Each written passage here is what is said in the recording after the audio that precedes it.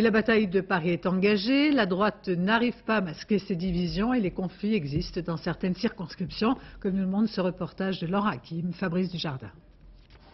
Puisque c'est son grand retour, Jean Tibéry aime mieux tant qu'à faire apparaître dans ce coin du 5e où il est le plus populaire. Il y a un an, le RPR en avait fait le diable des municipales. Aujourd'hui, l'Union de la droite lui déroule le tapis rouge dans sa circonscription. Je travaillerai dans cet esprit d'union, quel qu'ait pu être le passé.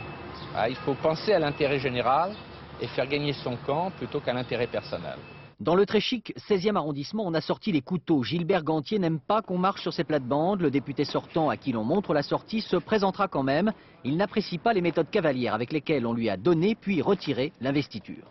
Je n'ai pas ouvert cette guerre, je ne suis pas responsable de cette guerre, et cette guerre donnera ce que l'on voudra. Mais je n'ai aucune raison de me retirer. L'ennemi désigné, c'est Laurent Dominati, venu du centre de Paris. Le voici parachuté dans les beaux quartiers où il déjeune à côté du tout Paris, là où l'on croise en terrasse Jean-Paul Belmondo et Christina Reali. Laurent Dominati qui plaide pour le renouvellement. Je n'ai que de l'amitié et de l'estime pour Gilbert Gantier. Sauf qu'il y a un moment peut-être où on a besoin d'un certain renouvellement, c'est tout. Et je pense qu'il devrait le comprendre. Dans la circonscription d'à côté, c'est encore une autre paire de manches. Françoise de Panafieux et Bernard Ponce lavent leur linge sale en famille. La maire du 17e pensait décrocher l'investiture, mais c'est au vieil ami de Jacques Chirac qu'on l'a finalement donné. C'est vrai que Bernard Ponce a rendu des services éminents. Il a été le président de l'association des amis de Jacques Chirac.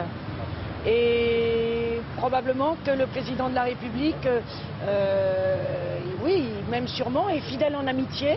Un Bernard Ponce qui, à déjà 76 ans, défend son territoire, bec et ongles. Elle se présente en candidat sauvage et c'est une dissidence. Et je pense qu'aujourd'hui, on n'a pas besoin de dissidence. Jamais à court d'idées depuis les municipales, la droite parisienne nous offre donc pour ces législatives une nouvelle et savoureuse pièce de théâtre.